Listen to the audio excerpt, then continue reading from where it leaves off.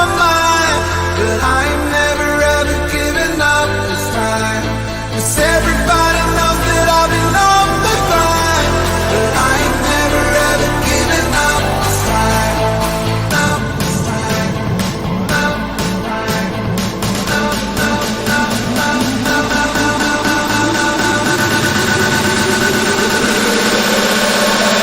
I'm never ever giving up this time.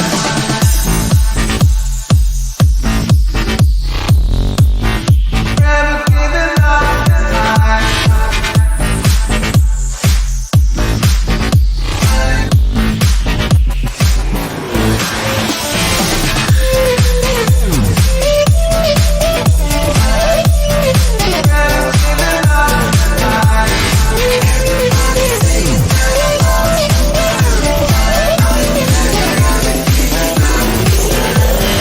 Everybody's saying that I lost my mind, but I ain't never ever giving up this time. 'Cause everybody knows that I've been on the grind, but I ain't never ever giving up this time. I ain't never ever giving up this time.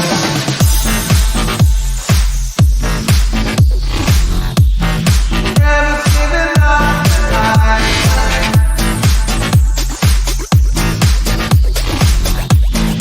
Never giving up this time.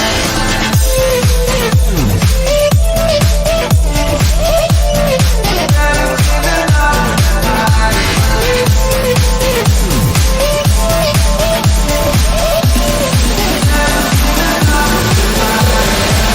Everybody's saying that I lost my mind. Everybody's saying that I lost my mind. Everybody's saying that I lost my mind, but I ain't never ever giving up this time. 'Cause everybody knows that I've been on the grind, but I ain't never ever giving up this time. I ain't never ever giving up this time. I ain't never ever giving up this time. I ain't never ever giving up this time. I ain't never ever giving up this time.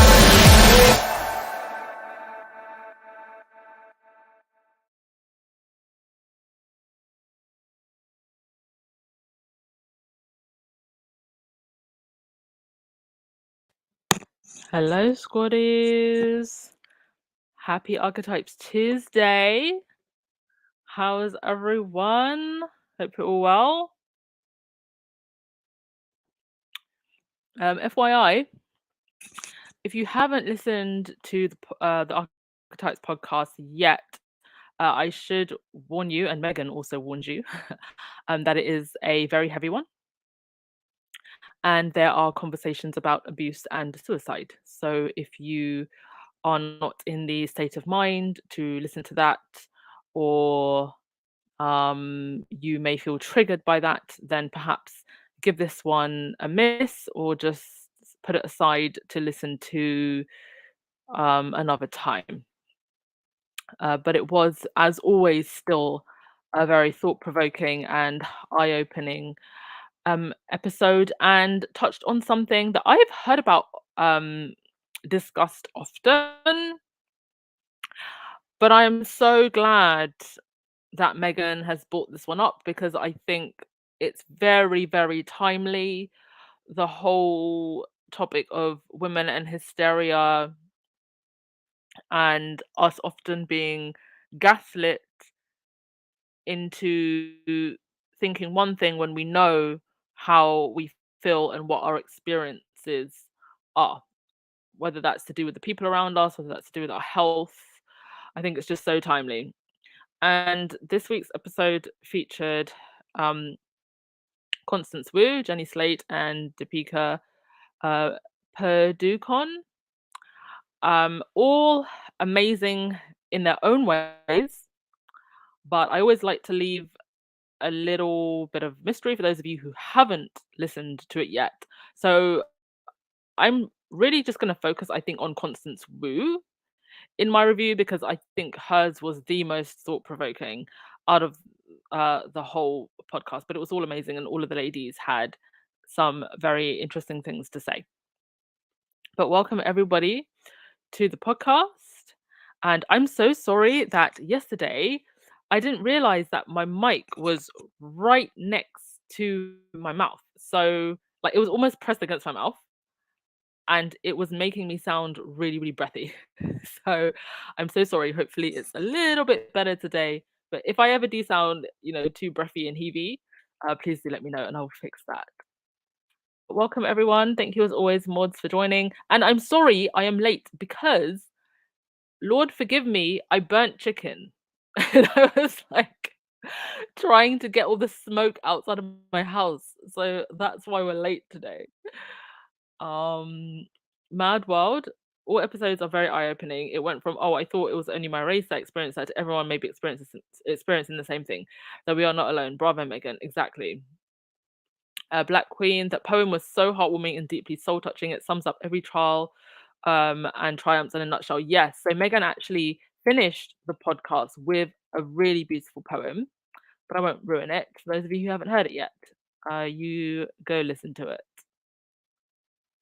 Um, Hi Cinderella. Hi Carolyn. Kenneth. Hi. Jada Cece. Hey Jane Commonwealther. Hi Denise Jones. Wendy. Hi. Hi Claudia. See who else is here. Shirley. Hi. Good morning, good afternoon, good evening, wherever you are. Hi, Rahini. Janet, hey, hey. Hey, Sonia. CMAC, I felt seen today. Podcast was so necessary. I'm so glad that you felt seen. This is the amazing thing about these shows is that every single one, I feel like um someone can see themselves in that experience, or they know somebody who's experienced that, or maybe it's something that they've never experienced or thought about, and then you sit down and absorb it, and then maybe you can see parts of your life experience in that. So for example, with the um you know Asian female stereotypes that we were talking about last week, I may not have lived that experience as an Asian woman, but I can empathize with it because, as Black women, as Latina women, as women of color, we're often boxed into those same sexualized boxes. So just week on week, incredible. Faith, that podcast really got to me. Well, don't forget, and I'm sorry, I was meant to post it yesterday. I will post it straight after the podcast. Um, Archwell, and I think was it Project Mindthink, released a bunch of resources for you to go to if you need help with any heavy things that you're going through at the moment. So make sure to go check out those resources. There were quite a lot. Um, Lights of the Moon. Oh, Lights, thank you so much for responding to my email. I will get back to you. Thank you. Connecting to what Princess Diana had mentioned during Par's interview also, yes.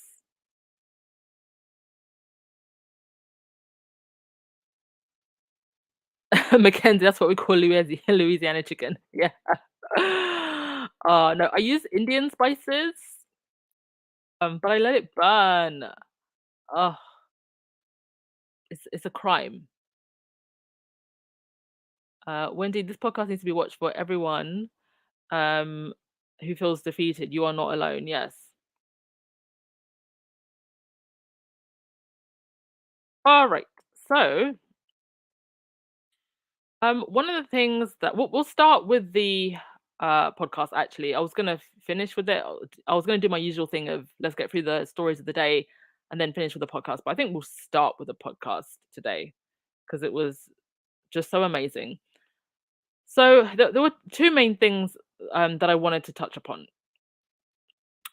Number one, Constance Wu in the middle there. She talked about how she really had reached the peak of her career. She was on this great show, and it got renewed for another season. But she tweeted out that she didn't feel great about the whole thing. And people attacked her without even really asking or knowing why. Now, to me, common sense would say if you have an actress who's on a hit show, knowing a lot of the abuse that goes on in Hollywood, although some people seem to have the attitude that that seems to come with the job, and they often blame the actresses for getting abused, and oh, you went along with it without even thinking about the power dynamics that are at play in those situations. But if an actress on a hit show tweets something like that, my first assumption is there's something going on behind the scenes. But in Constance situation, people actually attacked her. And why aren't you grateful? And why would you tweet this out? Well, somebody would tweet something like that out publicly if something was going on. And in her case, something was going on. Now, she doesn't name the producer in question, but she was going through sexual harassment on set. And the way in which the public reacted and how she was treated um, made her feel suicidal. And she did actually she full on attempted to take her own life. It was a friend that saved her. Um, she also talked about there was a woman who tweeted her and basically said that she should be ashamed of herself. And she talked about this whole thing of people reacting with judgment and not compassion.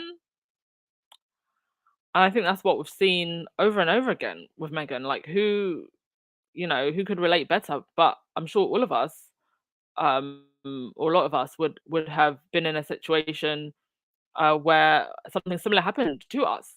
And I think often with celebrities, there's a lack of compassion because of this assumption that, oh, you're famous, you're rich. Or being rich and famous doesn't solve any of your issues, and it doesn't soften the blow when you're going through a hard time. Being rich just pays the bills. Being famous just gets you past the red rope. It doesn't comfort you at night. It doesn't heal your pains. And so um I do think that people should be a lot more mindful and, and try to show more compassion in situations like that, because you never really know what someone's going through. And like Constance said, if that lady had been in that room with her to see the state she was in, maybe she would have felt differently. But also, I mean, it's just common sense. And I feel like some people, if we're being honest, a lot of the times just want to be nasty. When they see someone who's doing better than them, has maybe achieved more, they just want to be nasty. And when they see a moment of weakness, they lash out. Right, let's get your comments before I go on to the next point.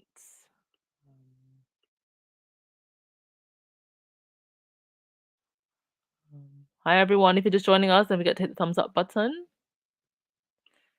Yes, Sylvia, this episode of Archetypes lets you know how precious life is and reaching out can save your life. Yes. Joyce, I also feel with each podcast, it's building up towards something. As the podcasts go along, it will be very interesting what the next 5 will detail and show. Yes, indeed. And it's interesting how each podcast speaks for a very important issue that women face, something that's very um something that speaks to the moment, and something that also speaks to Meghan's experience. So it's like all 3 of those points are hit in almost every single podcast.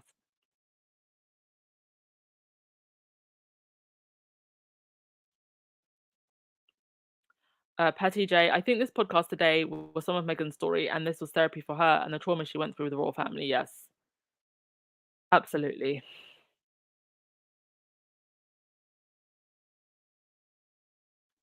Jen Commonwealth, I saw Constance tweet, but didn't follow up or go into it since I was never able to watch the show.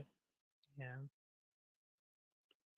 Joyce Constance wanted to do other projects, and that was the reason why she remarked about her TV being picked up. But she really wanted to get away from the abusive producer. Yes.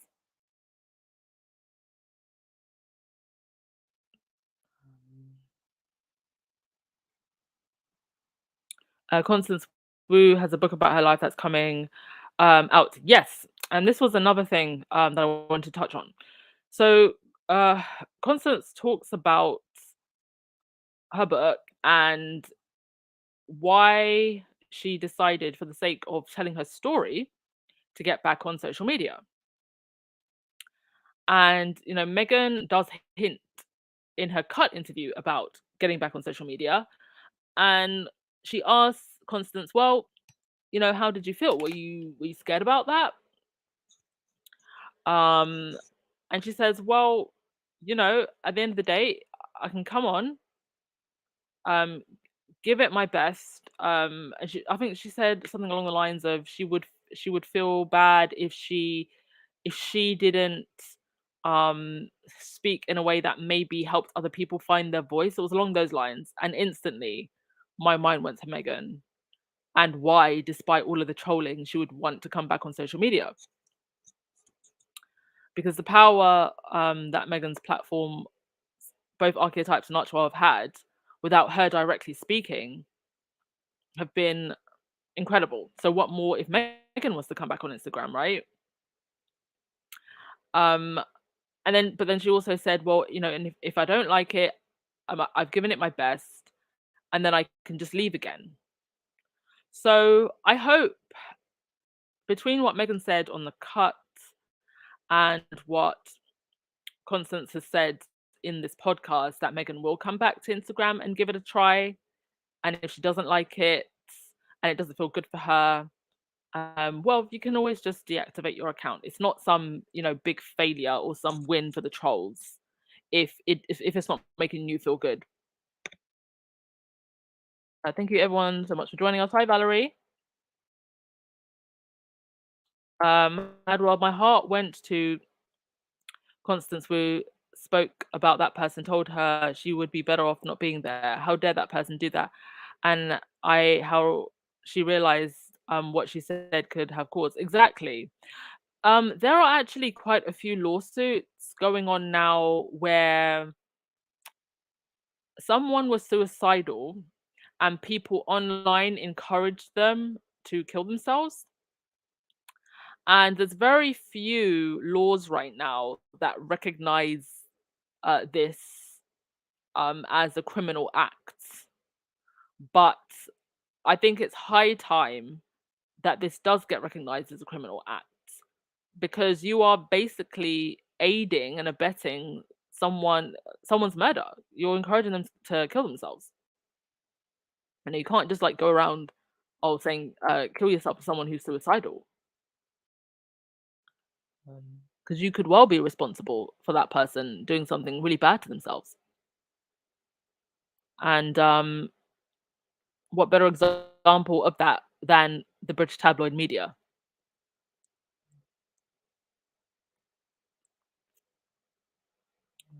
Right. Lady Bird, Megan sitting there listening to Constance talking about her suicide attempt, the composure she must have had to muster. Dear God, yes, of course. And you can hear her getting very emotional. And remember, this is in Megan's studio. So this one was actually done in her studio. It was not done over Skype. So it must have been re-triggering for Megan. But I guess also healing to see another woman who went through something like that publicly and has also healed.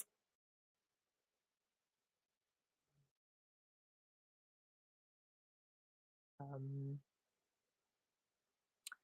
all right.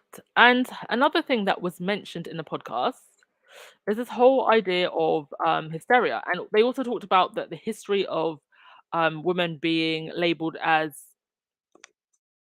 hysterical and it being treated as a medical condition, and the way they touched lightly on the way it was treated, when actually women's hysteria really just, for the most part, came from being treated like crap.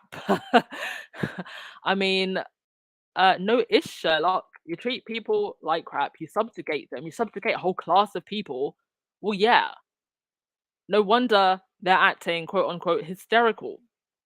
But society at the time, when it was actually diagnosed as a condition, didn't see it like that. So I saw a very interesting article from the welcomecollection.org.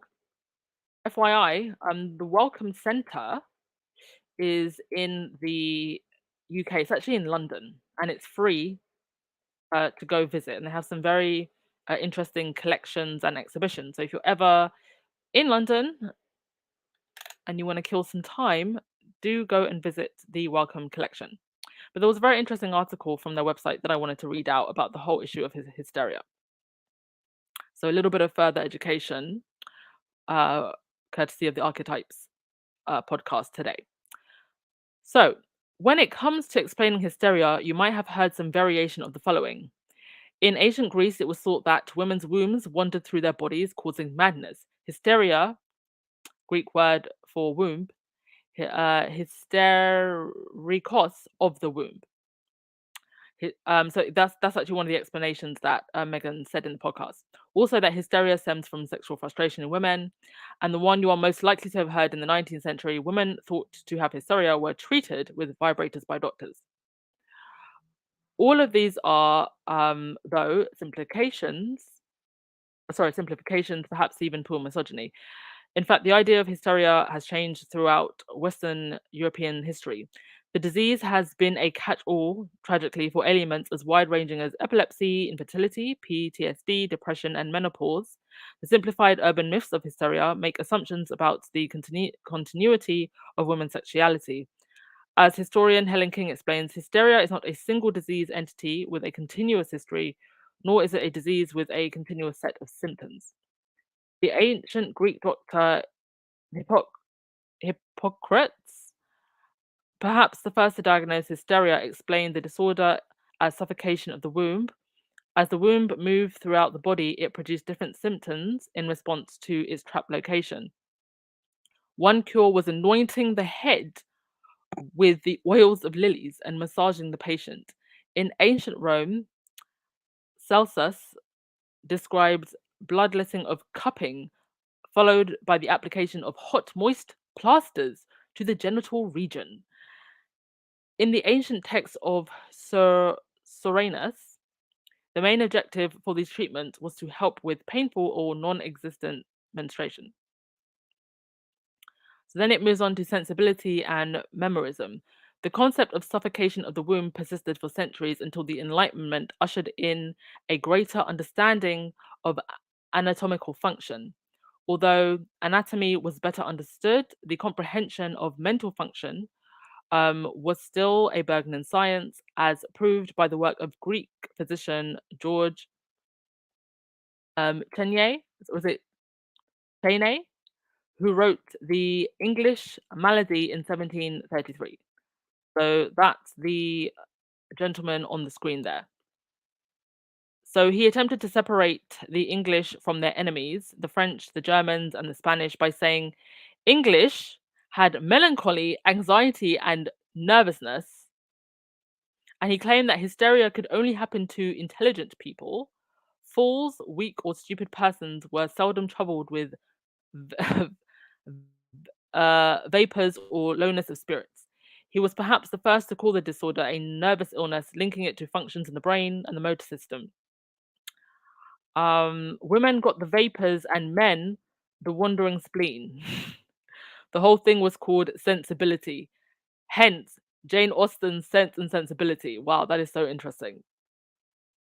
Okay, so in the late 18th century, Anton Mesmer had the cure for all of those aristocrats afflicted with the vapors and the spleen.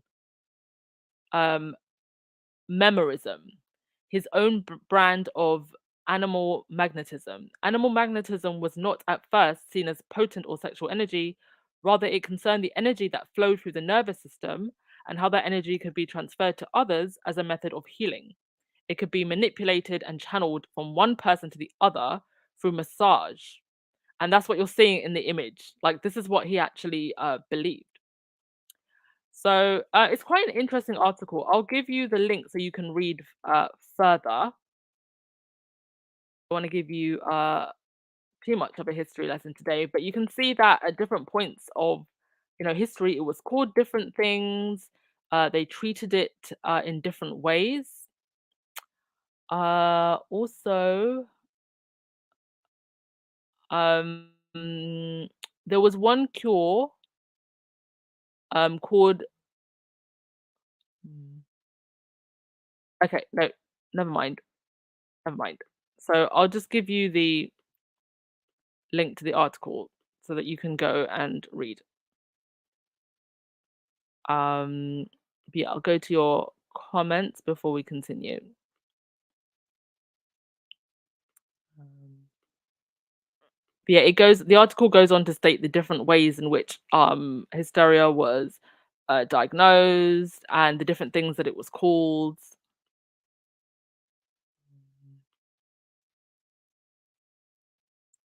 Oh, thank you so much, Sharon Chung. Thank you for subscribing to both me and Baron. Thank you for supporting the whole squad.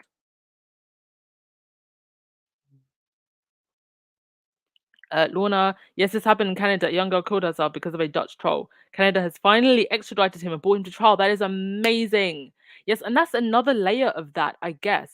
What do you do when the person who was trolling the person is in a completely different country? Like, wow. But great on Canada for doing that. And I guess also uh, great on the Netherlands for agreeing to um, bring this person to justice.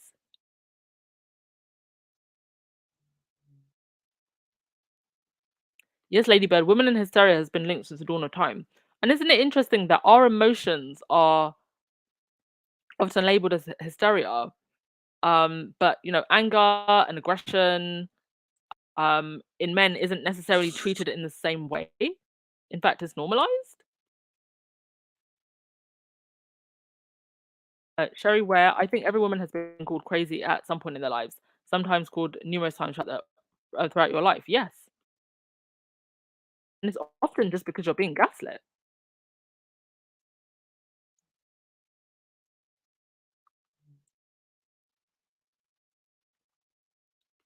Rhonda, it's interesting. Harry and Meghan can't have a show that shows their lives, but Kate and William can have a YouTube channel. It's like a double standard, yes. And I have no doubt in my mind if Harry and Meghan did actually have some kind of behind the scenes show. I mean, as far as I know, some anybody else who has any other information otherwise, right?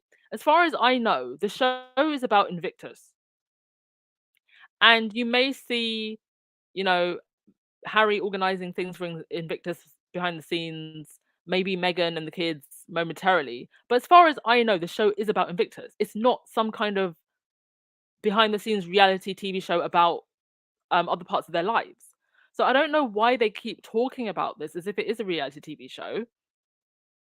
And I have seen, behind the scenes type documentaries that are, very well put together, well done. It's not always, some trashy reality TV show that the British press are trying to paint it as.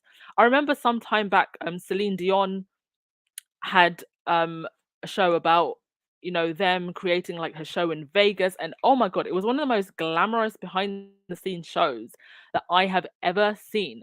And if Harry and Meghan were going to do a show like that, like that's how I imagine it would be.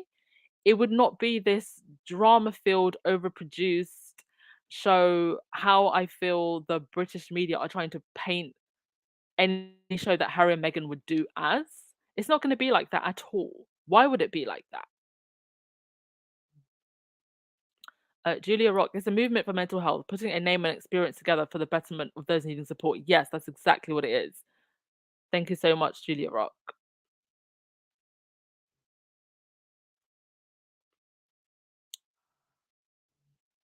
Um, Katerina, hot damn, I think I would have preferred my hysteria. But do you know it's so interesting, right? That it was that let me actually go back to that. The way that so the doctor Cheney tried to separate the English from the French and the Germans and the Spanish, right? And so he gave it a completely different name and um a completely different, I guess you could say, diagnosis or way of approaching it, um, specifically for the aristocrats. And he called it vapors and the spleen.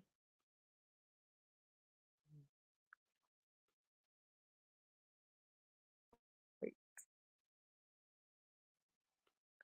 um, Black Queen, women have been enduring a lot from the beginning of time, not to mention what Black women had and continue to endure to date. Yes. And you can say the Black woman's version of hysteria is angry Black woman. Never mind that we do actually have a lot to be angry about. Legs. Mesmer was a homeopathist, mesmerized. During that time, people practiced humoral theory. In the 19th century, they used sanatoriums in Michigan, US. Oh, thank you so much, Legs, for that. And thank you so much for the super chat. See how Megan's out here got us learning history. uh yeah, I'll post that article again so you can go and read it in your own time. And thank you so much for that, Legs. Rhonda, the girlfriend was placed in prison for doing that very thing to her boyfriend. I think they are responsible if that person hurts themselves. I think of the mental battle, yes.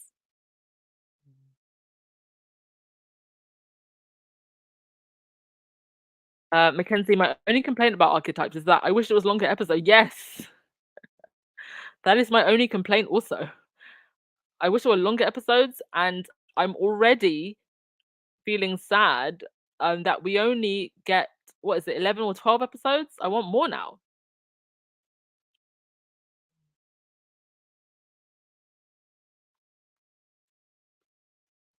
Sherry Ware, it's gaslighting and misinformation that the haters, trolls, Reuters rats, leftovers want everyone to believe. Yes. Oh, do we have a new member? Hello, Patty. Thank you for becoming a new member, darling. Joyce, the Netflix show is a documentary on Invictus. If they are doing something else, it could be about programs dealing with the topic they are involved in. And that's what they want to draw attention to. Yes.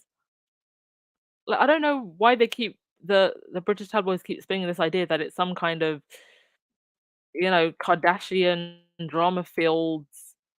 And you know what? I may not like the Kardashians, but they don't live off of taxpayers' money.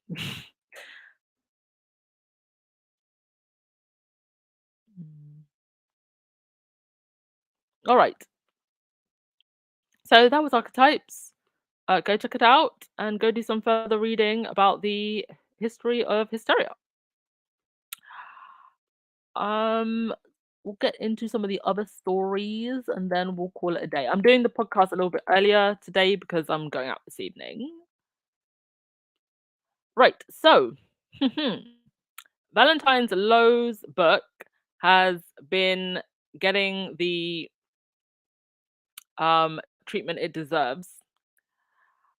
These are some of the reviews that people have been leaving, and the reviews are quite telling about people and their interest in the royals and Harry and Meghan. So get a load of this. Two stars. God help me. Listening to the Courtier's audiobook read by the author Valentine Low. Okay, well, if being bored to tears, listening to the self-important classists of royalty is your thing, and listening to Valentine Low swoosh saliva around his mouth pompously as he reads excruciatingly is again your thing, then this is defo your bag. Seriously, two things. Firstly, there are multiple professional sound editing programs that the editors of this audiobook could have deployed to save us from the tsunami. Um, that is the excruciating liquid content of Lowe's mouth as he reads. Oh my gosh. And secondly, just to cut to the Harry and Meghan bit, mate, I'm only here for the filth, not the filthy, boring bit. So this person literally bought this book thinking that he was going to get the so-called filth on Harry and Meghan, right? And then he says, "I'm only here for the filth, not the filthy, boring bit." So was it not filthy enough for you? Because I can tell you, sir, there really is no filth um, to know. And then he complains about Valentine Low's swooshing, swooshing, swooshing of the uh, saliva in his mouth. Wow. Right. So the other review, this is an actual verified purchase, saying, not what I was expecting. The majority of us buy these type of books for one reason. We want to know the Sussex's gossip and if Markle is as vile as they can say. So that's why they're buying these books. If at all they do buy them.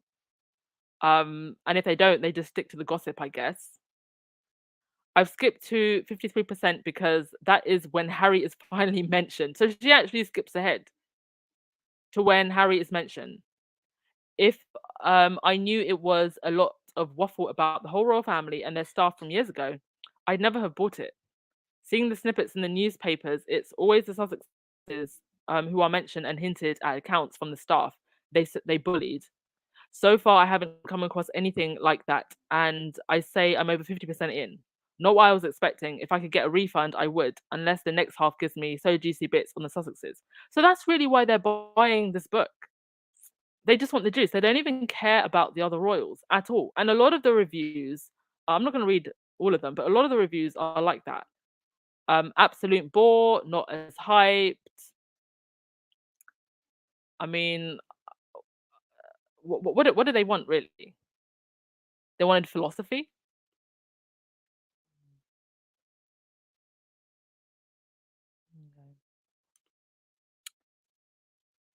Okay. Um, yeah, Ladybirds. What about the lies and gossips? Um, all right. That's pretty much all I wanted to mention. Only other thing was, Kate and William were out talking about mental health. They have all the time to talk about mental health, except for when it comes to their own family members. Um, in this segment that they did, actually, there was a black guy and an Asian woman who also took part in this, and I just continue to be disappointed by Brit people of color who continue to engage with the Unroyals, despite the treatment that Meghan has received, and despite the fact that no one in the royal family really has um, defended them or has openly condemned what the press continue to do.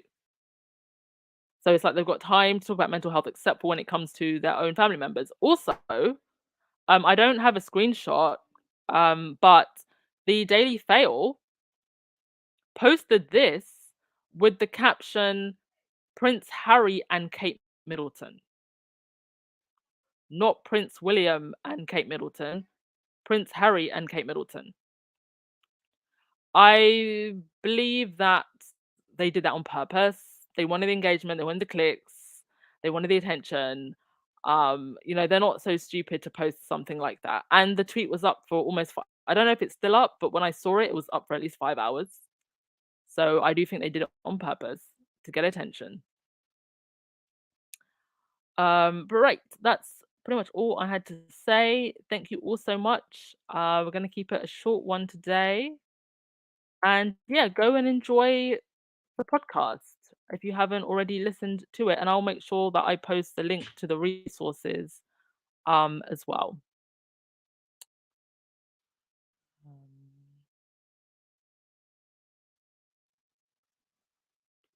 See, Mac, it just goes to show that there isn't a juice or filth on them. Nope, no juice or filth at all. Just happy smiling faces like Harry's on the screen.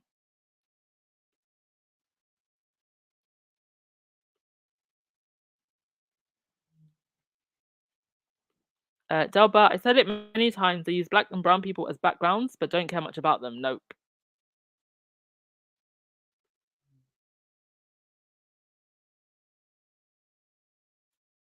All right, who's gonna get the last word of the day? Gonna get the last word of the day. Thank you, as always, everyone, for the support, for the memberships, the mods, the hard work that you do. we are going into the next era, I think, of Duchess of Success. I am gonna bring on one or two like actual co-hosts to be quite regular. And eventually, at some point, I think later on next year, um, I would actually like to bring on people to do the podcast for me on maybe days that I can't do it myself. And these are paid positions, by the way. I can't pay loads because the at least for now, because the podcast makes pennies. But these will be paid positions. So especially for those of you that like to, come in and call in and talk, do give it your best because if I like what you have to say, I will have you come on and do some segments and actually pay some people. Yes, legs, don't forget to like.